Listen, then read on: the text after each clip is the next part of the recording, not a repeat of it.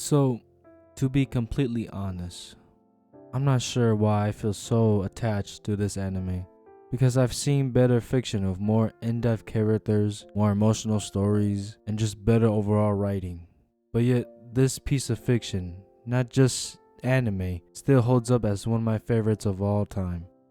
And while writing this video, I began to feel like I hit a brick wall because I was trying too hard to find a unique perspective to explain why I like this anime so much. It didn't hit me like a bag of pillows. The reason why I like this anime isn't because it doesn't have a super complex story or has a secret double message meaning to it.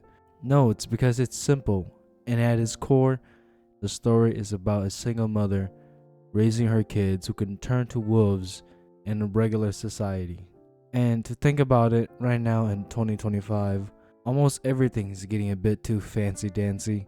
I mean, when you look at the new phones, which has like 5 different camera lenses, or the new cars that makes you feel like you're in a spaceship, and it kind of feels like everything is becoming a bit more oversaturated. And with all this said, it makes me miss how much simple and basic everything was just 10 years ago, back in 2015. And maybe that's why I love this anime so much.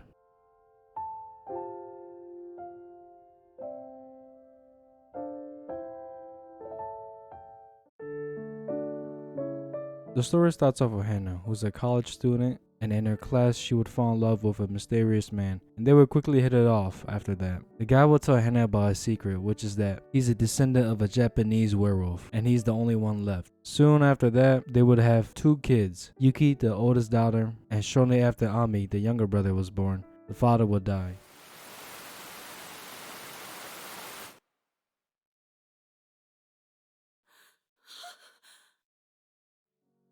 The day Hannah was born, her father noticed flowers blooming, so he named her Hannah so she could smile all the time like the flowers did. And the journey would really test that theory out because she had just lost her husband, meanwhile having to raise both babies alone, and she couldn't just ask for help because of her kids being half wolves. Also having to put a pause on college, but then having to study on how to be a mother during the night, but waking up restless in the morning.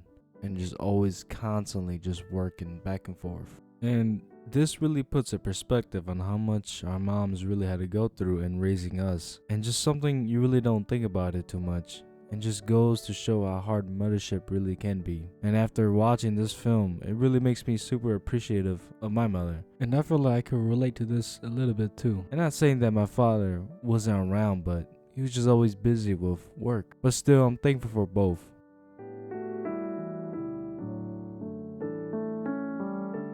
As I began to research more about this film, I noticed on how many different messages this film has.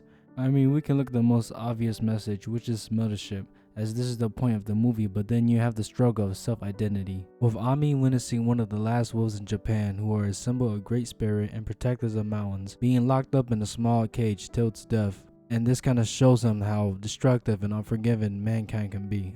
And this conflict really affects Ami because he struggles on who he is, if he's a human or a wolf, and early on in the story, he was scared to be a wolf because they were always portrayed as the bad guys. So he rejected his wolf side, but he never really felt in touch with his human side either. And it wasn't until this moment where he almost drowned hunting down a rodent where he felt the most alive. Then he flipped the switch. Now he's rejecting his human side and embracing his wolf side. Now, with Yuki, she's kind of the opposite of Ame. Like when Yuki was younger, she would embrace her wolf side more, but still view herself as a human. But it wasn't until she started going to school where she started to notice how different she is from everyone else and feel like she didn't belong, because all the girls would act more feminine and collect jewelry, unlike Yuki, who was playing with snakes and collecting bones. And it truly hit her when a classmate made this comment about her. So, at your house, do you have dogs? Huh? How come? 'Cause you kinda smell like you do. It's tough to watch as she becomes more insecure about herself, and it mentally breaks her down because she doesn't seem to fit in with anyone else, and this makes her want to scrub away any idea of her even being a wolf. And because of that, she only tries to view herself as a human, and Hana, who's always been there for her, is unable to help her daughter out because she can't relate what she's going through, so she just takes her in and comforts her. And I feel like a lot of us could relate to a certain point of view. Like for people who have immigrant parents, it feels kind of hard to connect to both sides. Because at the schools, the things you would do would be very different from other students. Maybe like the way you dress, or eat, or speak, or even just your relationship with your family. And so it's very easy to be judged on and just feel alone at times. But then at home, it's hard for you to really spend time and understand your parents or other relatives because of the language or the culture or the viewpoints, or maybe all three of them, because it's different from what they grew up in. And our parents try our best to help us and make us better people, even if they can't relate to us, just like how what Hannah is doing with raising Yuki and Nami.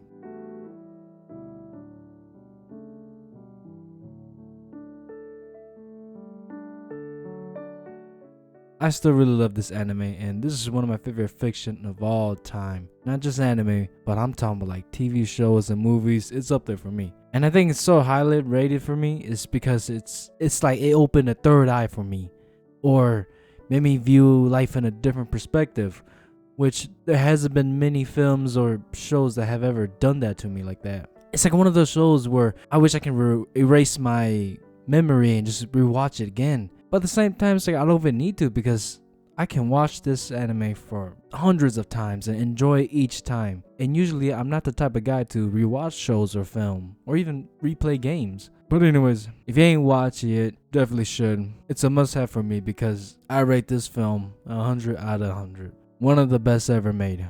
I know, super biased of me, but who cares? My opinion. But anyways, that's about it. See ya.